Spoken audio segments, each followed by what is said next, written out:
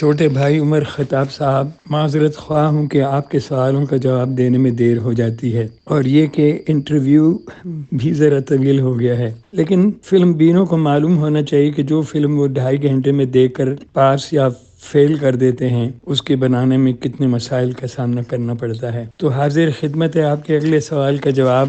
جیسے کہ آپ کو معلوم ہے کہ ماڈرن فلم اسٹوڈیو کے مالک رمجو سیٹھ کو جب معلوم ہوا کہ بہت ہی کم سرمایہ سے پاکستان کی پہلی پشتو فلم بنانے والے نہایت ذہین اور تجربہ کار ٹیکنیشنوں کا ایک یونٹ ایسٹرن فلم اسٹوڈیو کی بجائے ماڈرن فلم اسٹوڈیو میں اس خیال سے فلم بنانے آیا ہے کہ انہیں یہاں پر زیادہ مراعات ملیں گی، تو رمجو سیٹھ نے بھی بڑے کھلے دل کا مظاہرہ کرتے ہوئے پہلا ایکشن تو یہ لیا کہ انہوں نے کوئی ایڈوانس رقم لیے بغیر اسٹوڈیو کی بلڈنگ کی دوسری منزل پہ باتھ روم، کچن اور ایک چھوٹے سے بیڈ روم پر مشتمل دفتر فلم سازوں کے حوالے کر دیا، اور اس کے ساتھ ہی فلم کی تکمیل میں کام آنے والی ہر قسم کی مشینری، مثلا کیمرہ، ساؤنڈ، ایڈیٹنگ اور فلم کی پروسیسنگ کا ہر وہ سامان اور ان کو استعمال کرنے کا عملہ، حتیٰ کہ فلم میکنگ میں استعمال ہونے والا ہر قسم کا را مٹیریل اور اس کی پروسیسنگ بھی کریڈٹ پر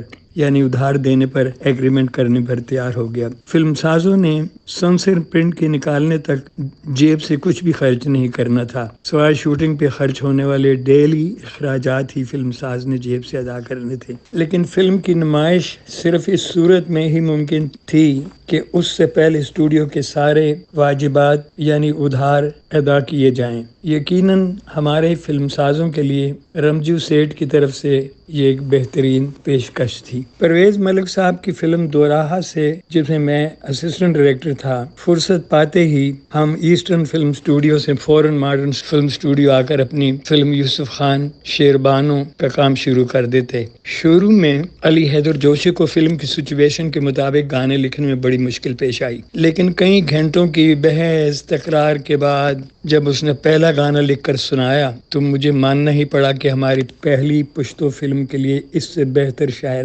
مل ہی نہیں سکتا تھا۔ گانے کی طرزیں بنانے میں علی حیدر جوشی اور ہدایت اللہ نے لال محمد اقبال کا کام کافی آسان کر دیا تھا۔ افتتاح کے لیے پہلے تو گانا بالکل تیار تھا، لیکن بہت کوششوں کے باوجود بھی کراچی میں پشتو زبان کی کوئی زنانہ آواز نہیں ملی، لیکن جلد ہی لال محمد اقبال نے ہم سے ایک ایسی سمارٹ اور پڑھی لکھی خوبصورت لڑکی کا تعارف کرایا جو اردو گانوں کے علاوہ ریڈیو پاکستان کراچی سے ایک پشتو گانا بھی ریکارڈ کروا چکی تھی۔ حالانکہ وہ پشتو زبان سے قطعی ناواقف تھیں، لیکن کسی اچھے پشتون اہل زبان کی رہنمائی سے اسے بہترین تلفظ سے گانا گایا تھا۔ ریحانہ یاسمین کے نام سے مشہور وہ اتنی سمارٹ اور مہذب گلوکارہ تھی کہ علی حیدر جوشی نے تو اسے شیربانو کا رول دینے کی سفارش کر دی۔ چند گانوں میں تو اسے پشتو سکھائی جا سکتی تھی، لیکن پوری فلم میں اسے پشتو ڈرامہ رٹوانا ممکن نہیں تھا۔ جب اسے ریکارڈ ہونے والا گانا سکھانے کی درخواست کی،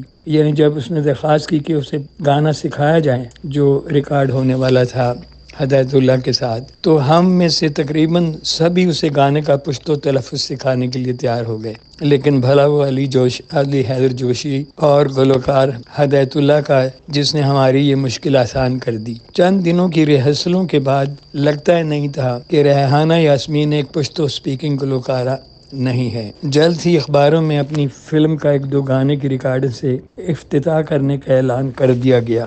بہت زیادہ مہمانوں کو مدعو کرنے کی بجائے پریس کے چند نمائندوں کے علاوہ صرف ایسٹرن فلم اسٹوڈیو کے ہنرمندوں کو ہی مدعو کیا گیا، اور کسی مشہور شخصیت کی بجائے علی حیدر جوشی کے ہاتھوں ہی اس کا افتتاح کرنے کا ارادہ کیا گیا۔ افتتاح کے دن اسٹوڈیو کے مین گیٹ کیپروں کو سختی سے بن بلائے مہمانوں کو اندر آنے سے منع کیا گیا، لیکن علی حیدر جوشی کے دوست منیر افغانی اس کے دوستوں کو اندر آنے سے نہ روکا گیا۔ منیر افغانی کے ساتھ ان بن بلائے مہمانوں نے بڑے ڈسپلن کا مظاہرہ کیا تھا، بلکہ وہ پشتون روایت کے مطابق اپنے ساتھ مٹھائی کے ڈبے اور پھولوں کے ہار بھی لائے تھے۔ میوزک ڈائریکٹر لال محمد اقبال ہیرو بدر منیر، نعمت سردی اور مجھے یعنی ہدایت کار عزیز تبسم کے علاوہ تینوں فلم سازوں کے گلے میں بھی ان مہمانوں نے جو بن بلائے تھے ہار پہنائے۔ آخر وہ دن بھی آ گیا جب فلم کے سارے گانوں کی انتھک ریکارڈنگ کے بعد ہدایت اللہ نے پشاور واپسی کی اجازت چاہی۔ ہم سب اس سے رخصت کرنے کے لیے ریلوے اسٹیشن جا ہی رہے تھے کہ ہمارے ایک فلم ساز مدد علی مدن نے لفافے میں بند ایک رقم اس کے ہاتھ میں تھماتے ہوئے کہا، یہ معمولی سی رقم آپ کے بہترین فنی کارکردگی کا نیبل بدل تو نہیں ہو سکتی، لیکن اسے صرف مٹھائی کے طور پہ قبول کر کے ہمیں شکریہ کا موقع دیں۔ لفافہ کھولتے ہی ہدایت اللہ نے اس میں سے صرف پشاور تک کا کرایہ لے کر باقی رقم واپس کرتے ہوئے کہا، آپ کو مجھے پاکستان کی پہلی پشتو فلم میں گانے کا موقع دینا ہی اتنا بڑا انعام ہے، اتنا بڑا احسان ہے کہ اس کا نیبل بدل بڑی سے بڑی رقم بھی نہیں ہو سکتی۔ زندہ باد، آپ خوش رہیں، آباد رہیں۔ اب ہمیں جن کرداروں کی اشد ضرورت تھی ان میں سے خوش قسمتی سے یوسف خان کے لڑک پن کا کردار ادا کرنے کے لیے اس کا ہم شکل لڑکا بخ نظر اسٹوڈیو کے اندر سے ہی مل گیا۔ وہ اپنے ماموں سے ملنے اسٹوڈیو آیا تھا جو اسٹوڈیو کے ایک فلور کا چوکیدار تھا۔ اس طرح ہیرو کی بہن نورین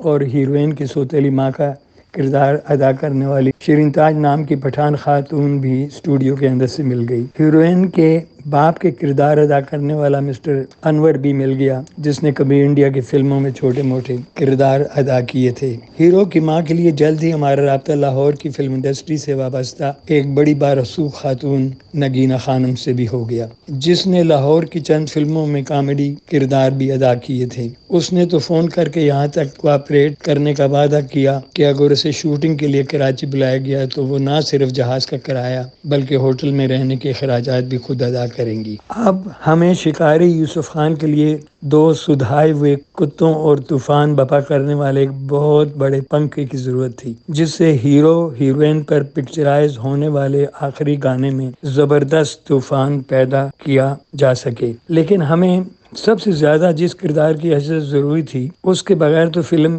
کی تکمیل تو دور کی بات، اس کی شروعات بھی ناممکن تھی، اور وہ تھی ہیروئن۔ لیکن خدا کی مہربانی سے ہماری ساری ضرورتیں نہایت آسانی سے پوری ہو رہی تھیں۔ خدا کا کرنا، لاہور سے ایک یونٹ اداکارہ عالیہ اور اس کے ساتھ رقص کرنے والی ڈانسر لڑکیوں کا ایک گروپ لے کر کراچی آیا ہوا تھا جنہوں نے سمندر کے کنارے گانا پکچرائز کرنا تھا۔ چنانچہ اس مقصد کے لیے جب انہوں نے لاہور سے ہی فون پر پرویز صاحب کا کیمرہ اور ساؤنڈ ریکارڈنگ کا سامان بک کر لیا تو شوٹنگ والے دن نہ صرف نعمت سرحدی بلکہ مجھے بھی بدر منیر یہ کہہ کر اپنے ساتھ لے گئے کہ ایک تو بطور لائٹ مین کام کرنے سے ہمیں دہاڑی ملے گی اور دوسری فلم روڈ ٹو سوات کے ڈائریکٹر جناب منور رشید سے بہت کچھ سیکھنے کا موقع بھی ملے گا۔ شوٹنگ والے دن تقریباً 20 ڈانسر لڑکیاں کورس کی شکل میں سمندر کے کنارے اداکارہ عالیہ کے پیچھے ناچ رہی تھیں۔ میں، نعمت سردی، فضل محمود اور خود بدر منیر ریفلیکٹر پکڑے سورج کی روشنی سے ان کے چہرے چمکا رہے تھے۔ کھانے کی بریک پر ریت پہ بیٹھی ہوئی سب لڑکیوں میں سے کسی نے بلند آواز سے پشتو زبان میں اپنی ماں سے دوپٹہ مانگا۔ یہ آواز سن کر ہی میں بری طرح چونکا کیونکہ ہمیں جس پشتو زبان بولنے والی ہیروئن کی اشد ضرورت تھی وہ تو میرے سامنے ریت پر بیٹھی ہوئی تھی اور اپنی ماں سے پشتو زبان میں دوپٹہ مانگ رہی تھی۔ میری توجہ دلانے پر جب بدر منیر نے ہماری پشتو زبان میں بننے والی فلم میں ہیروئن کی پیشکش کی تو پہلے اسے یقین نہیں آیا کہ کوئی اسے ہیروئن کی پیشکش کر سکتا ہے۔ جب اس نے فلم کی باقی کاسٹ اینڈ کریڈٹ کا پوچھا تو اس نے سب سے پہلے اپنے متعلق بتایا کہ وہ فلم کا ہیرو منتخب ہو چکا ہے اور وہ سامنے ریفلیکٹر پکڑے 3 لڑکے کھڑے ہیں، ان میں سے ایک اس پشتو فلم کا ویلن نعمت سرحدی، دوسرا کمیڈین فضل محمود اور اس کے ساتھ ہی تیسرا نہ صرف کہانی نویس ہے بلکہ ہدایت کار بھی ہے۔ میرے ہاتھوں میں ریفلیکٹر پکڑے دیکھ کر وہ ہنسی نہ روک سکی۔ اس نے ہنستے ہوئے کہا کہ اس قسم کے جھوٹے ڈرامے کر کے اپنا مطلب پورے کرنے کی خواہش کرنے والے اسے ہر روز ملتے ہیں لیکن وہ کسی کے چکر میں آنے والے نہیں۔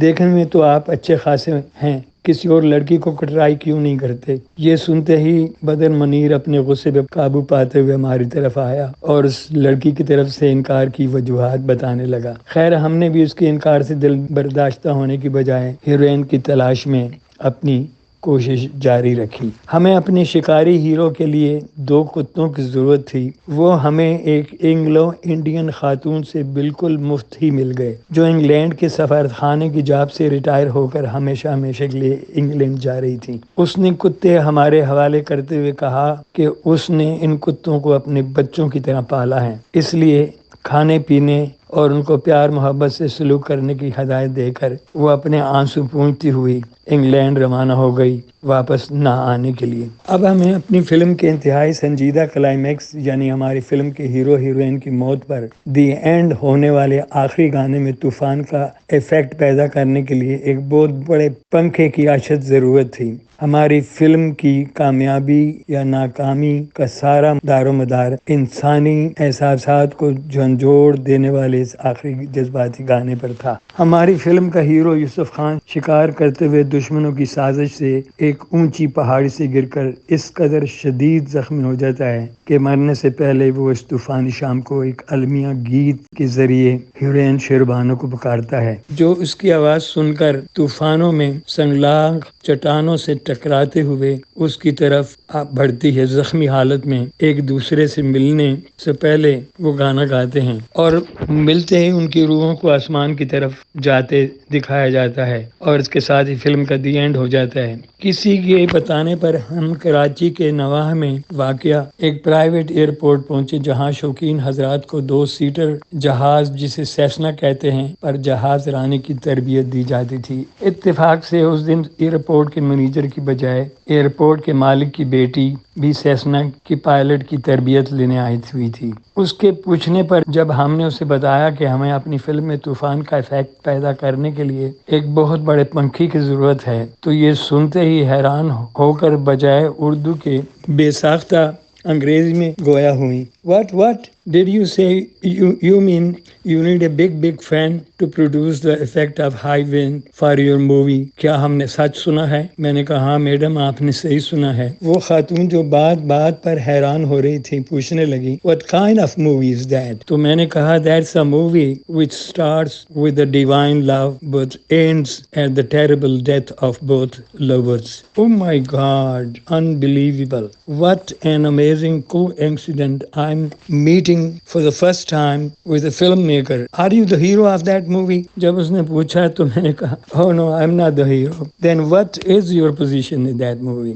تو میں نے کہا I am the story writer and director. Story writer and director, unbelievable. But you are so young for that job. تو میں نے کہا You are right, ma'am. But I have spent few years with a very famous director, Mr. Parvez Malik, who has a degree of cinematography from a film institute of California. Oh really?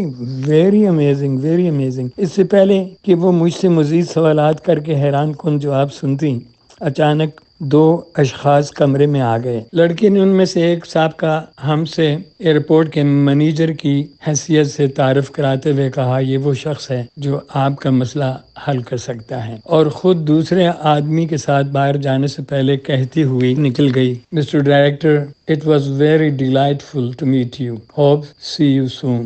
جب تک ہم دوسرے آدمی سے اپنا مدعا بیان کرتے ہوئے کمرے میں کھڑے رہے، اس کے جانے سے کمرہ بالکل خالی سا لگنے لگا۔ وہ کمرے سے جا چکی تھی لیکن اپنے متاثر کن شخصیت کی خوشبو اپنے پیچھے چھوڑ گئی تھی۔ تھوڑی دیر بعد ہی ایئرپورٹ کا مینیجر ہمارے ساتھ اسٹوڈیو سے آئے مکینک کو بتا رہا تھا کہ اس کے پاس ایک ایسا پرانا 2 سیٹر سیسنا کھڑا ہے جس کا پنکھا اتار کر ایک بہت بڑے سائز کے انجن کے ساتھ کنیکٹ کر کے ایسا پنکھا بنایا جا سکتا ہے جس کے چلنے سے ایسا طوفان پیدا ہوگا کہ اس کے سامنے مضبوط سے مضبوط انسان بھی مشکل سے کھڑا ہو سکے گا۔ یہ سنتے ہی جب ہم باہر نکلے تو وہ خاتون سیسنا کی سیڑھیاں چڑھ کر اس میں پائلٹ کی سیٹ پہ بیٹھ کر اسے اڑانے کی تیاری کر رہی تھی۔ اس کی پچھلی سیٹ پہ دوسرے آدمی کو بیٹھا دیکھ کر میں نے مینیجر سے پوچھا یہ خاتون شاید اس آدمی سے سیسنا اڑانے کی ٹریننگ لے رہی ہیں۔ ایسا بالکل نہیں، مینیجر نے جواب دیا، بلکہ وہ خاتون اس کی پچھلی سیٹ پر بیٹھے آدمی کو سیسنا اڑانے کی ٹریننگ دے رہی ہیں۔ ویسے تو ہم اپنی فلم کی فلم بندی کی ابتدا آباد کے پہاڑی علاقے میں کرنے کا ارادہ کر چکے تھے، لیکن اب تک ہم ہیروئن کا انتخاب نہ کر سکے تھے۔ فلم کا کام، کاسٹیوم، ملبوسات، بندوقیں، دیہاتی ٹائپ کے چپل وغیرہ بھی ساتھ ساتھ تیار ہو رہے تھے۔ اس دوران پریس کی حوصلہ افزا خبروں کی وجہ سے پٹھانوں میں ہماری پشتو فلم پر ان کا رد عمل حیرت انگیز تھا۔ ہر ہفتے دونوں اسٹوڈیو کے ایڈریس پر صوبے سرحد کے مختلف دیہاتوں اور شہری علاقوں سے لکھے گئے سینکڑوں خطوط ہمیں نہ صرف بڑی بے صبری سے ہماری فلم کی تکمیل اور نمائش کے انتظار کا ذکر ہوتا، بلکہ تقریباً ہر خط میں یہ درخواست ضرور کی جاتی کہ پاکستان کی پہلی پشتو فلم بناتے وقت پشتون روایات یعنی ان کی دوستی دشمنی، مہمان نوازی، مذہبی رواداری کا پورا خیال رکھا جائے۔ ایک جذباتی پٹھان بھائی نے تو یہاں تک لکھا کہ فلم میں ناچ گانا ضرور ہونا چاہیے، لیکن ہیروئن کا جسم سے چپکے کپڑے پہن کر کھیتوں میں اچھل اچھل کر جھٹکے دار رقص کر کے پشتون کلچر مسخ کرنے کی صورت میں